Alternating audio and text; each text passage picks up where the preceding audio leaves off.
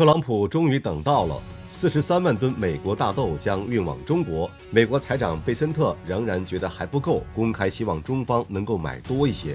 那么中方此轮采购43万吨美国大豆释放出了一个什么信号？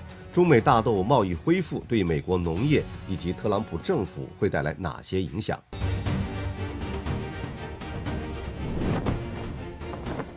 ？10月30号，中美元首在韩国釜山举行会晤，持续大约1小时40分钟。在会谈中，两国领导人都强调了合作与稳定的重要性。中方指出，经贸应当继续成为中美关系的压舱石和推进器，而不是绊脚石。特朗普则表示，美中关系会更好，并在会后称这次会面可以打12分。在釜山会晤结束之后，中国商务部立即发布了吉隆坡磋商成果。美方同意取消10%的所谓芬太尼关税，暂停执行海事、物流、造船业的301调查措施1年，同时搁置出口管制规则的实施。中方则相应暂停反制措施1年。双方还在芬太尼问题上，还有农产品贸易以及企业个案问题上达成共识。说白了，就是中美贸易战将暂停1年。尽管贸易战只是按下暂停键，但美国国内的反应却很直接。资本市场普遍认为休战将为美国经济带来实际利好。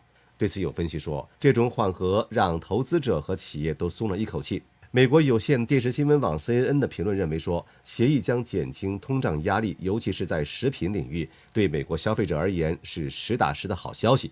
同时，中美贸易战将暂停1年，对美国农民来说也是一个好消息，因为就在会谈结束当天，中国就做出了一个大动作。根据彭博社的消息说，中国企业已经订购了至少4船，共计25万吨美国大豆。而在会谈之前，中国还下单了18万吨美国大豆，2次订单加一起总计43万吨。美国财长贝森特还表示说，未来3年中国将每年采购至少2500万吨美国大豆。消息传出之后，大豆期货价格在交易短时上涨，美国农业出口股普遍回升。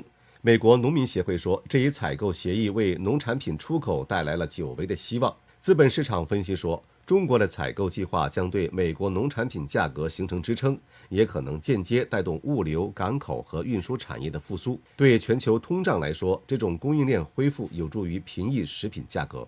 实际上，中国恢复进口美国大豆，受益的不只是美国农民和市场，还有美国总统特朗普。他在空军1号上向记者表示，中国买了美国大豆，这是一件大事，因为这对于特朗普而言不仅是贸易问题，更是政治得分。美国中西部农业带是特朗普的票仓，今年由于失去中国市场，美国农民损失惨重。如今中国恢复采购大豆，等于是给特朗普送上一份中期选举前的经济礼物。更重要的是，这笔交易的战略意义远不止于经济层面。中美大豆贸易恢复意味着双方正在从对抗向合作转变。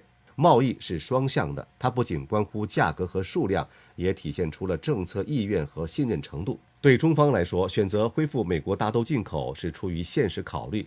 中国是全球最大的大豆消费国，年需求量超过1亿吨，用于饲料、食品和能源转化。尽管南美仍然是主要来源，但地缘风险、运输周期以及气候波动都使供应存在不确定性。适度引入美方资源，有助于分散风险，稳固国内市场。正如中国商务部发言人所指出的，中美经贸磋商的成果将以实实在在的行动为两国和世界经济吃下一颗定心丸。